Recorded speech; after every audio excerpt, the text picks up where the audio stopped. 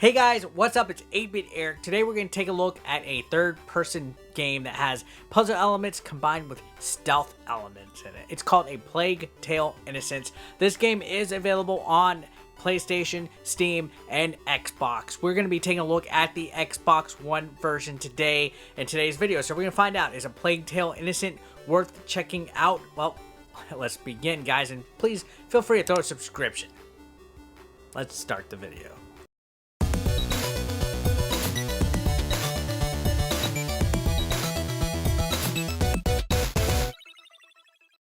So yeah, guys, A Plague Tale Innocence is a interesting game. You play as a girl named Amicia, who, this is like during the bubonic plague era, you know, like the dark death, you know, the black death and things like that, with lots of worn down towns because of the plague. And you play as a girl who has to escort her little brother Hugo, who people are after him. There's a group of people called the Inquisition. These guys murder her parents, and you know, these two kids are basically on the run to survive in the wilderness. And along the way, they have to avoid people that are coming after them. They have to avoid the plague. They have to avoid obstacles and just overall surviving. And this is where a interesting and emotional plot comes into play, because the main theme here is the companionship between a brother and a sister. And Hugo is such a cute little guy. I'm really impressed. I wasn't going into this game expecting much, but once I got really like into the story and everything, I started feeling really personally attached to Hugo, and that's because he accompanies you throughout this dangerous journey, at least the beginning portions of the game. I'm not going to go too much into spoiling the plot or any details like that, but there's a real like sense of danger having such a little innocent and, you know, harmless kid with you while you're avoiding guys that are out to kill you, basically. And that's why the main plot points of this game involve stealth. You are going to be hiding and trying to move as quietly as possible in this game. It introduces this concept really early on, showing you that hiding in tall grass or using rocks and pots to just cause distractions to the enemies that are on screen is the way to go. You also are able to tell Hugo to stay or follow you, and a lot of times you got to decide whether you're going to have him follow you and risk getting caught, or have him stay behind so you can clear the way with a distraction or something. But you got to be careful, because Hugo is a really young little lad who can get scared if you leave him too far behind, and he'll cause a huge panic and noise, and enemies will come all over and basically kill him and kill you in the process. So there's a lot of I guess traditional stealth elements in this game. As I mentioned, once in a while you'll find rocks that you can throw at like armor or certain parts of the map that they can interact with. There's different ways of using Hugo too. You can use him to, you know, boost you up, and he can like reach through a window and go underneath the hole and open a door that you can't go around and get. He can help move carts. He can help move boxes or crates that you have to use in order to reach hard to reach places and stuff. So there are some, I guess, co-working, you know, duo, I don't even know what to call it, tag teaming elements with solving some of these puzzles and everything, but they're not too tough. If you played games like Legend of Zelda and things that have like traditional puzzling in like open world environments and stuff, you could play A Plague Tale Innocence. Nothing was too difficult in regards to figuring out what to do for the games and stuff. And often a lot of the puzzles actually surround avoiding rats. Yeah, the rats are everywhere in this game. Some of the most morbid scenes in this game are because of the rats. These rats just, it's actually amazing how many rats you can see on camera at times and in the cutscenes. These things eat and swarm everything, so you got to be careful and not touch them or run into them. Oftentimes you use torches to kind of light the way and scare them away, lighting fire pits and using the torches for your advantage. So the light is good, but the torches do run out of flame eventually.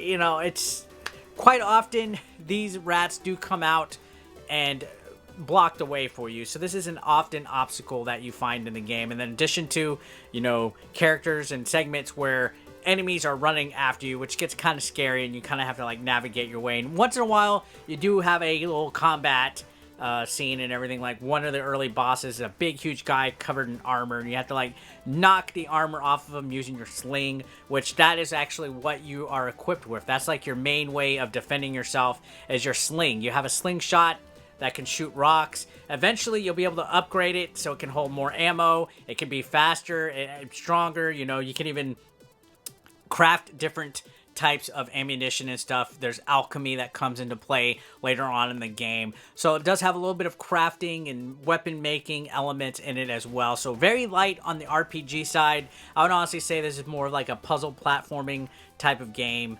with stealth involved. Not too heavy on the RPG elements, because there's really no leveling up with your character or gaining experience. It's more of just trying to get from point A to point B without getting killed, because you get one hit killed in this game. There's one hit deaths, so it is very frustrating when you make it to all the way to the end of a level, you get killed and you gotta kind of start back. But that's what's expected with games of this type. Later on, you eventually meet up with some other characters, and there's a couple of side like stories and stuff. It kind of strays away from the Black Plague type of thing involving your brother, and kind of goes into like a little bit of a history lesson. But I did think that having it set in this era during the Black Plague was actually quite interesting, and it added to the atmosphere. I think this game is absolutely beautiful. The scenery, looking at the sky, looking at the background, the water, you know, the cities in the distance and stuff. This game actually has a lot of detail in its art. You know, the graphical presentation of it caught me off guard. Again, I didn't hear about this game much when it was being made and developed, and I saw that it came out, and I wanted to give it a shot, and I was like, wow, this is actually a really good looking game. And then after sinking my teeth into it for quite some time, I was like, wow, I was impressed. Like, I didn't think this game sounded like it was any fun at all, but I was immediately hooked in once the plot started. Once the beginning of the game started, parents get killed, and you're on the run with your little brother, and you're just trying to fucking find a way to fucking live without these guys coming and slicing your heads off with their swords. I was hooked. It was almost kind of like The Last of Us and, you know, Walking Dead in its presentation, you know, like with the, you know, you're being an older character having to take care of something that was just real fragile and harmless and can't defend themselves. I actually started really getting invested in the characters, and I enjoyed this game a lot more than I thought I honestly would. Like, hands down, I don't think enough people are talking about A Plague Tale Innocence. This caught me off guard. I did see some reviews where people were kind of saying the stealth elements weren't as great as they would have liked in the game and stuff. For me, they're okay. I'm honestly not a big fan of stealth stuff in video games, to be honest. But this was pretty much cut and paste. You know, hide in a grassy area or hide behind a box. Find something that you can hit with the rock or throw a pot to make some noise. Run around, don't get caught.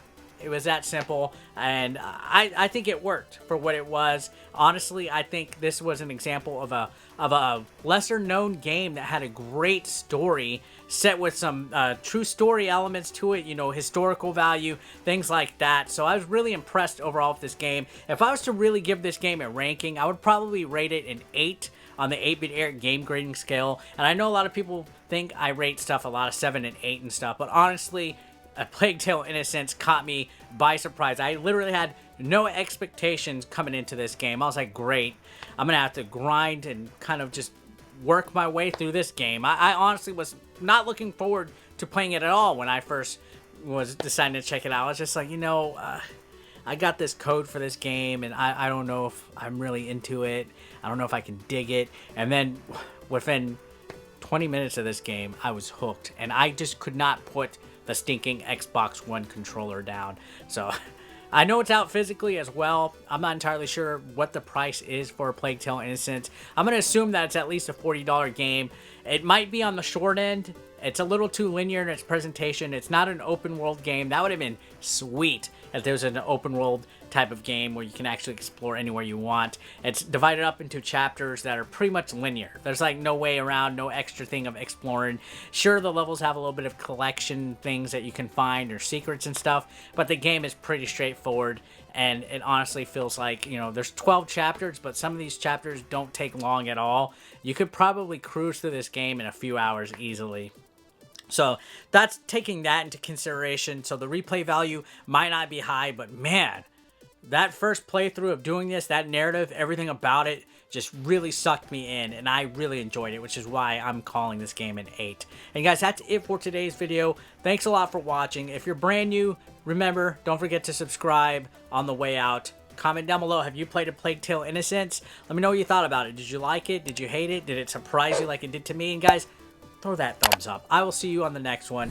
Have a great day. Peace out. Consider supporting 8-Bit Eric on Patreon for just $1 a month. Link below in the description.